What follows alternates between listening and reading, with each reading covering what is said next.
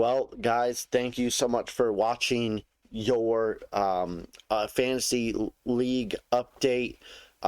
Week 5 is in the books. Um, this is just really just going over your roster, your team, looking at all the assets that you have, and giving you some ideas for the future on what to think about for the future.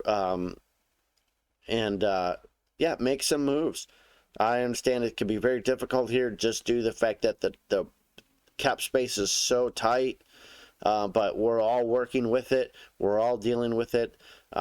So with that, thanks, guys. We'll see you next time.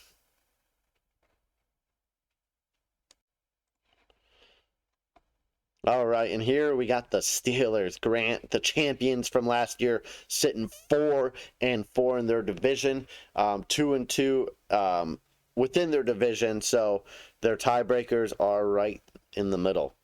Okay, coming on down, we got Jimmy G, Lamar Jackson, Kenny Pickett, and James Winston hurting for quarterbacks. Look at, I mean, no other like Jimmy G at 40, but you got Lamar at 130. He's carrying both positions there as far as your point wise, and you could definitely improve by getting another running back or another quarterback.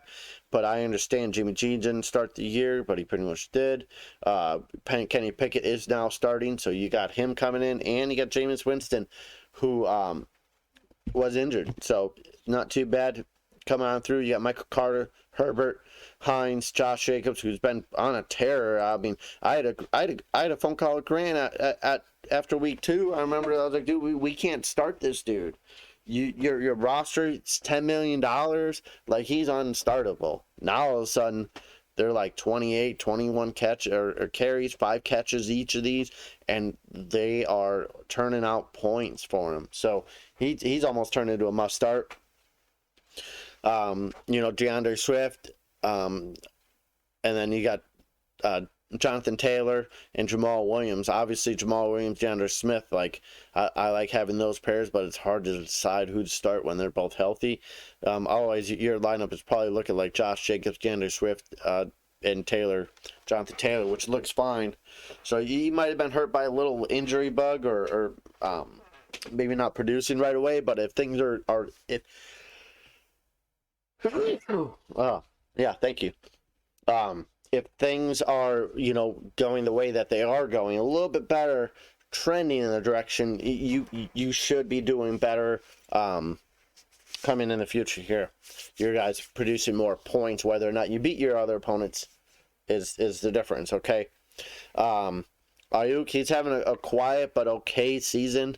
Dotson's having a wonderful season being a rookie, kind of unexpected with the rise of Curtis Samuel there too, and Terry McLaurin and Dotson here, okay? Jefferson, best wide receiver in the league, maybe not points wise, but he is producing, and he's young. What can I say? You only put him at a 2-year. Oof, man. Oh, well, I mean 11 maybe. He is cheaper to an extent, but we'll see. Scary Terry, I want him to do better, but he's just not. They just can't get someone to throw the ball there.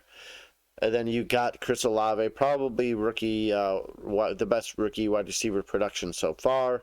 Osborne, fine. Kit Pickett, hopefully he's doing better. And the Allen Robinson, who's been a very big letdown. So I mean, you got guys that you're plugging in. You're not, you got starters across the board and they're producing. I would like to see another 1 or 2 guys in those 90s or 80s. But I just don't see that here. But the talent is across the board here. Tight end, 50, Taysom Hill. Always your tight ends are Gesicki and Knotts, and they've both been pretty pedestrian. And I know you haven't had Taysom Hill for a while or whatnot, and it's hard to start him. I mean, he had a four touchdown game and then nothing else really those other games. Defense, middle of the road at 50-48. What can you say? You have one defense, you plug and play another one. Let's go to the draft capital for Grant, and he's got nothing. He's got a second and a third this coming year, a first, second, and a second the following year. So he's kind of more all in right now on this team and these players than he is not. And he's not really going to build for the future here. I mean, he could turn around and dump one of these other guys for the future, but, you know, the future is now with your rosters. If they're not, I'm sorry. Because right now, like, we're just probably like an injury or a player away or 2 players away, movement-wise, from everybody just kind of being on the same level because we just started the league so soon. Okay, so no one's going to have a big gap between, like, my team is way more powerful than yours, because we all just, like, made our teams. So as the years go on, it will differentiate. You will see it. Okay. So that's it with that. Well, thanks guys for tuning in to this video. If you like the video, please like the video. Get it?